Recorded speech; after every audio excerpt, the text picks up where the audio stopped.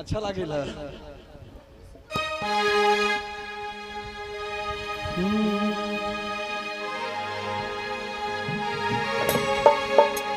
अरे चंदा मामा यारे आवा पारे आवा नदिया की नरे आवा हो ए चंदा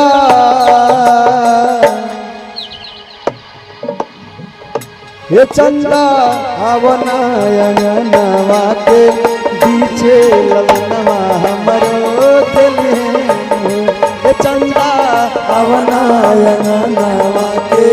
बीचे ललनवा हमरो खेले चंदा मामा यारे आवो पारे आवो नदिया की नरे आवो नदिया की नरे आवो चंदा आवना नवा के बीचे ललनवा हमरो खेले ये चंदा आवना के बीच ललनवा हमरो खेली तब चंदा मामा कहता है कैसे के आरे आई पारे आई नहदिया की नारे आई हो यशोदा कैसे के आरे आई पारे आई नहदिया की नारे आई हो यशोदा यशोदा घेरली है कारी रे बा दरवा ललनवा तोहरो रोवे लगी है हो यशोदा दरवा ललनवा तोहरो रोवे लगी है हो यशोदा घेरली काली रे बा दरवा ललनवा तोहरो रोवे लगी है हो।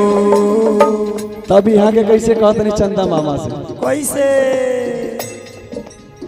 हम नहीं बेकारी बदरा बादरवा बतिया मनी है बादरवा बतिया मनी है हो ये चंदा आवना अंगनवा के बीचे ललनवा हमरो खेलिहेन हो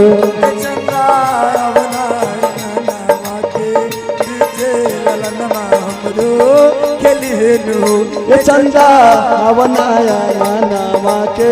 बीचे ललनवा हमरो खेलिहेन हो चंदा आवना अंगनवा के बीचे ललनवा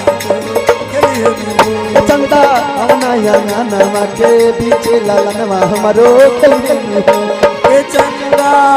आवना अंगनवा के बीचे ललनवा हमरो खेलिहेन हो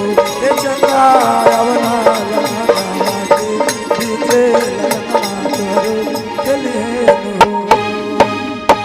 अब जय हो जाओ ना देखिए